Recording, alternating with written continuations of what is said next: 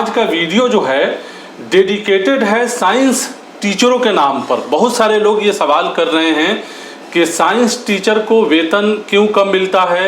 इसके अलावा 204 मदरसा की फ़ाइल और 267 मदरसा की फ़ाइल कहाँ है, अभी उसका स्टेटस क्या है, मदरसा बोर्ड ने क्या पहल किया है। हमारे साथ इस अहम मौजू पर बात करने के लिए सीनियर जर्नलिस्ट जावेद अख्तर साहब हैं। सबसे पहले जावेद अख्तर साहब, स्वागत है, खैर मकदम है आपका सहाफ़त मीडिया के इस प्रोग्राम में। आपको बता दें कि जावेद साहब मदरसे के इशू पर लगातार लिखते रहे हैं, काम करते रहे हैं। पहला सवाल जावेद साहब आपसे कि मदरसे को आधुनिक बनाने की बात की जाती है, साइंस टीचर जो है जो मदरसे में बहाल हैं वो बार बार ये सवाल करते हैं कि भाई हमारा वेतन इतना कम क्यों है। आज की तारीख में 6,000 और 12,000, यानी ट्रेंड को 12,000 और अनट्रेंड को 6,000 रुपया मिलता है। तो क्या ये जस्टिफाई है? क्या इस सिलसिले में सरकार को पहल नहीं करनी चाहिए? क्या कहेंगे आप? जी, बहुत शुक्रिया आपने मुझे बुलाया। आपने आज साइंस टीचर के बारे में पूछा है और एक तरफ हुकूमत ये कहती है कि जो मदरसे हैं उनको वो मॉडर्न पैटर्न पे लाके उनको इस तरह से हम आहंग करे कि वो भी सारे फील्ड में जितने मुकाबला जाती, जितने कॉम्पिटिटिव एग्ज़ाम्स हैं, वो बच्चे भी उस लायक हो सकें कि वो क्वालिफाई कर सकें। बहुत अच्छा है गवर्नमेंट का इरादा, हुकूमत का इरादा, मंशा उसकी बहुत अच्छी है। लेकिन जब सिर्फ मंशा से काम नहीं चलता है, जब आप बाहर से लाके या किसी तरह से लाके आप अरेंज करके और टेम्परेरी अरेंजमेंट के तहत किसी अदारे को चलाएंगे तो आप यकीन जानिए आपके क़ुव्वत इरादे जो जिस क़ुव्वत से आप जो काम करना चाहते हैं वो आप नहीं कर सकते और आप वहाँ तक नहीं पहुँच सकते। तो अव्वल ये कि आप साइंस टीचर ढूंढ रहे हैं, तलाश कर रहे हैं, और पहले जो दूसरे जो हाई स्कूल या मिडिल स्कूलों में मुझे याद है कि साइंस टीचरों को तनख्वाह दूसरे के मुकाबले कुछ ज़्यादा मिलती थी जी।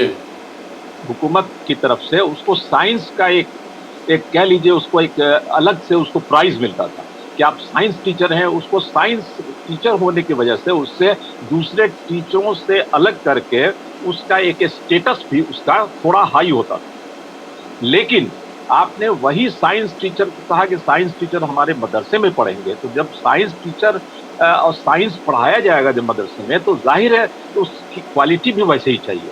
जब आप 6,000 रुपये सिर्फ उसको देंगे तो आप ये बताइए कि पहले खुद से जज करना चाहिए, खुद से फैसला करना चाहिए कि क्या उसके साथ ये जस्टिफाई हो रहा है।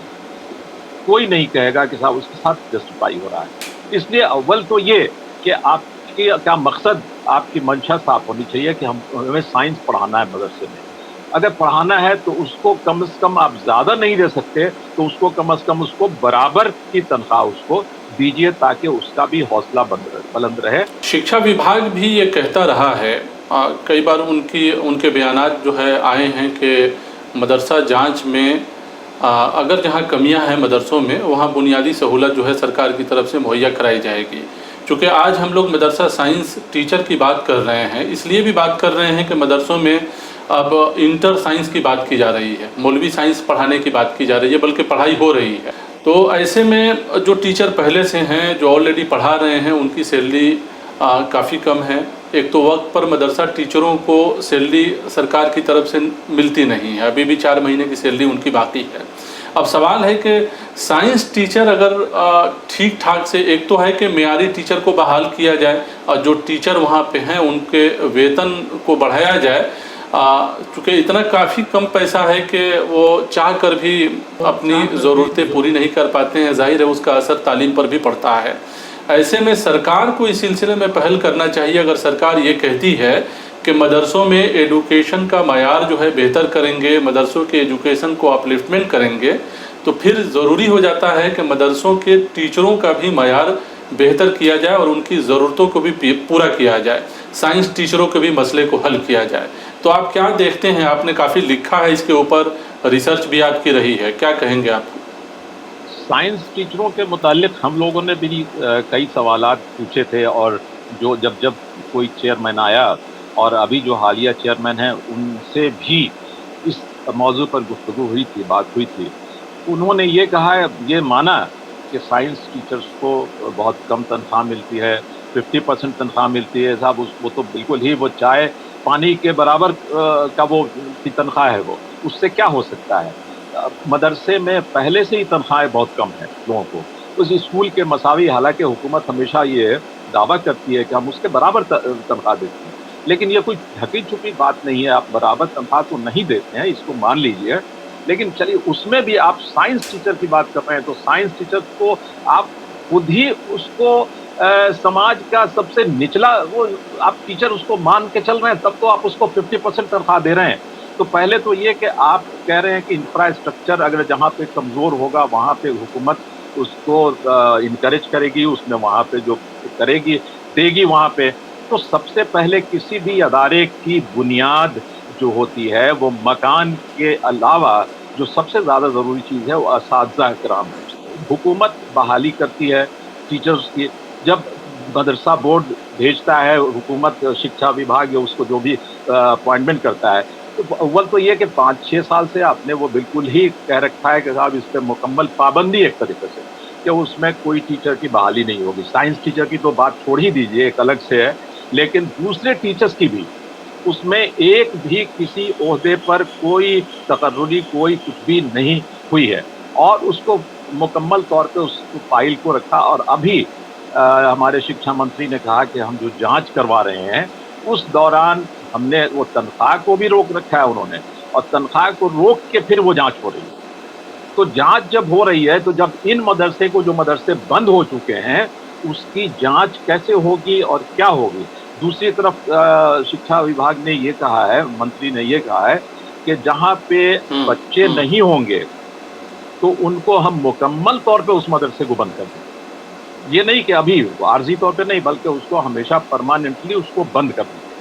तो इससे क्या ज़ाहिर होता है, इससे खुद हम लोगों को सोचना चाहिए कि जब उन मदारिस में जो बंद हो चुके हैं उसमें क्या इंक्वायरी होगी। इसका मतलब कि हमेशा के लिए उसमें बंद कर दिया जाएगा। उसमें तो न टीचर है न स्टूडेंट है। जब जाहिर है, जब टीचर नहीं होंगे तो स्टूडेंट भी नहीं होंगे। तो इसका देखिए मतलब हाँ, आपने बहुत सही सवाल उठाया है, क्योंकि ये सब मुद्दे जो है मदरसा बोर्ड के चेयरमैन भी उठाते रहे हैं। हम लोगों से भी बातचीत में उन्होंने कहा कि साइंस टीचर की सैलरी काफ़ी कम मिलती है, और उन्होंने कोशिश भी की कि उन्होंने इस बात को यकीन दहानी कराया था, भरोसा दिलाया था कि इस सिलसिले में जो है शिक्षा मंत्री से वो बात करेंगे, और कहा कि फ़ाइल भी जो है हम लोगों ने भेजा है। इसी तरह 204 और 267 मदरसों की बात है। बार बार जो है मदरसा बोर्ड ने भी कहा है कि उसकी फ़ाइल जो है हम लोगों ने शिक्षा विभाग को भेजा है या भेज रहे हैं। तो दो सतह पे यहाँ बात है। एक मामला ये है कि मदरसा बोर्ड अपनी जिम्मेदारी पूरी करने का दावा करता है। दूसरी तरफ अगर शिक्षा विभाग में ये मामला जाता है तो फिर सवाल वहाँ पे खड़ा होता है कि शिक्षा विभाग मदरसों के बुनियादी ज़रूरतों को पूरा करने के सिलसिले में क्यों संजीदा नहीं होता है। ये एक अहम सवाल है। जब हम ये बात करते हैं कि तालीम का मेयार बेहतर होना चाहिए, गरीब बच्चों को पढ़ने का हक़ हासिल है, गांव देहात के बच्चों को पढ़ने का हक़ हासिल है, जो भी शिक्षण संस्थान हैं, जो एजुकेशन इंस्टीट्यूशन हैं, उनको प्रमोट करना, उनकी ज़रूरतों को पूरा करना, वहाँ के टीचरों के ज़रूरत का ख्याल रखना जाहिर है सरकार की जिम्मेदारी है और करना चाहिए। आपने बिल्कुल सही कहा।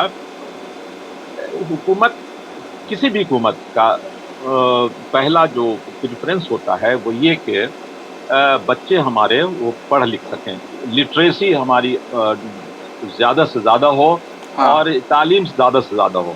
और ये हुकूमत को, बल्कि सबको ये एहसान मानना चाहिए कि जितने मदरसे हैं उनमें ज़्यादातर मदरसे वो उन्होंने ख़ुद अपनी ज़मीन दी है, अपना सरमाया लगाया है और एक ग्रुप मदरसे को खड़ा किया है। और वो मदरसे में सिर्फ तकरीबन 8 लाख बच्चे पढ़ते हैं।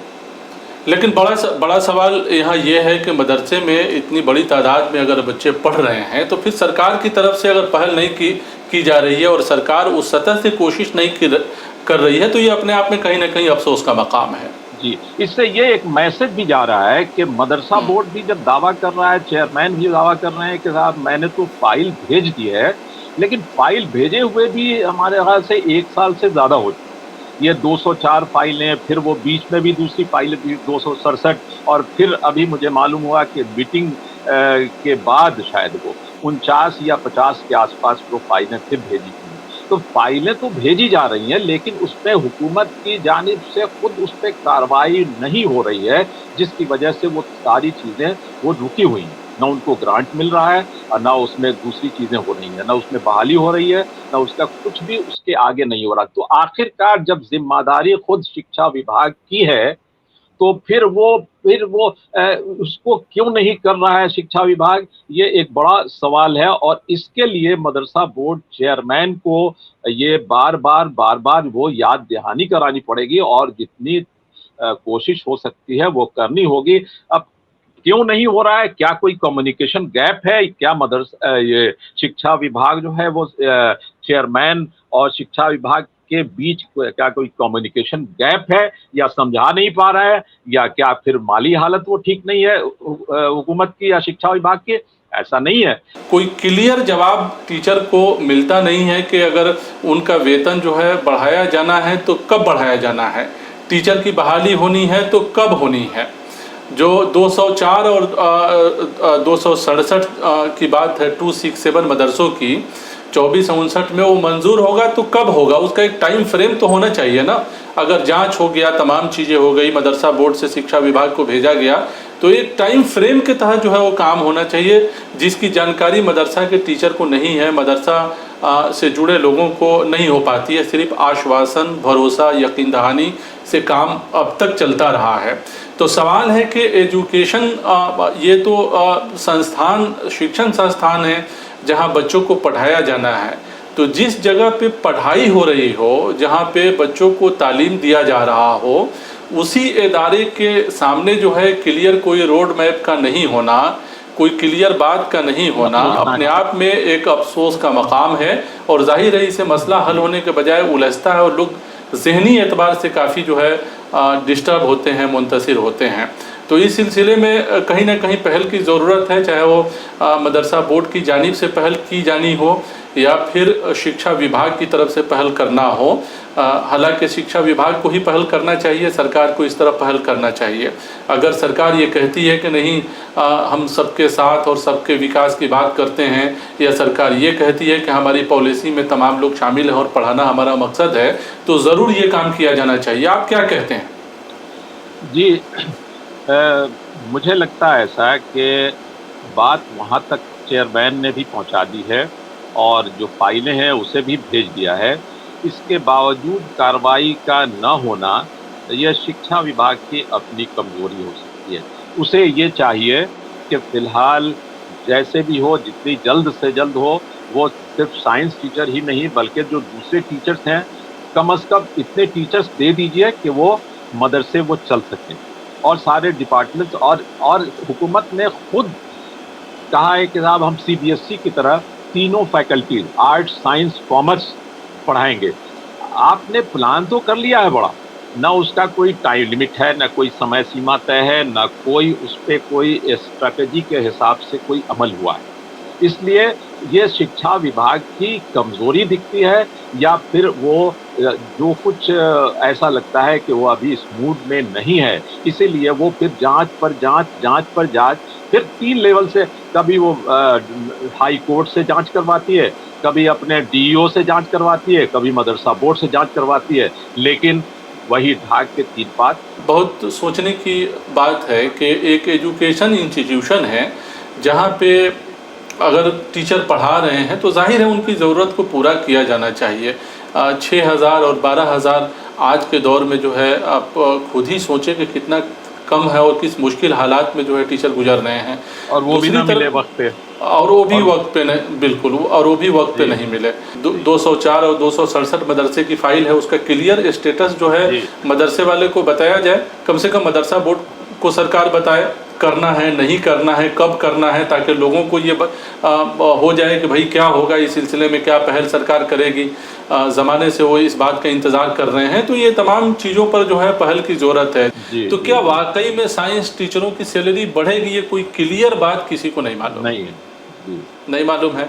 204 जी 204 और 267 मदरसा की फाइल का स्टेटस क्या है वो भी किसी को नहीं मालूम है। किसी को नहीं मालूम है। यहाँ तक कि चेयरमैन से जब मेरी बात हुई तो उन्होंने कहा कि भाई अपना काम तो मैंने कर दिया है, अब ये शिक्षा विभाग पर है कि कब वो इस सिलसिले में कदम उठाता है।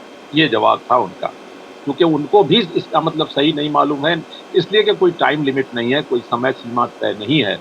इसलिए ये चीज़ पब्लिक में भी आना चाहिए कि भाई आखिरकार समय सीमा क्यों तय नहीं हो रहा है, उनकी सैलरी कब बढ़ेगी या नहीं बढ़ेगी, हुकूमत इस सिलसिले में क्या सोचती है, क्या फैसला। तो इसका मतलब साफ है कि मदरसे के टीचर को और इस सिलसिले में जो जुड़े हुए लोग हैं, जो साइंस टीचर हैं या जो 204 और 267 मदरसे वाले लोग हैं, उनको अभी इंतज़ार करना होगा। बिल्कुल, लगता तो है इंतज़ार ही करना पड़ेगा।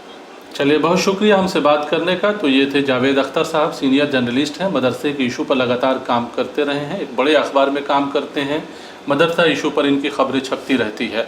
तो बड़ा सवाल यहाँ ये है कि साइंस टीचर की सैलरी में क्या इजाफा होगा, साइंस टीचर की सैलरी बढ़ेगी या नहीं बढ़ेगी, ये क्लियर कोई नहीं जानता है। 204 267 मदरसे के फाइल का स्टेटस अभी क्या है ये मदरसा बोर्ड को भी नहीं मालूम है, सिर्फ आश्वासन भरोसा दिया जाता है। और जावेद साहब ने बहुत अच्छी बात कही कि मदरसा टीचरों का जो चैनल है वो मदरसा बोर्ड है, जाहिर है वो मदरसा बोर्ड को रुजू करते हैं, मदरसा बोर्ड से सवाल करते हैं और मदरसा बोर्ड जो है अपनी सतह से कोशिश करता है। नाउम्मीद होने की ज़रूरत नहीं है, एक वक्त आएगा जब ये तमाम मसले हल होंगे। बहरहाल इस प्रोग्राम में इतना ही, हमें दीजिए इजाज़त, शुक्रिया।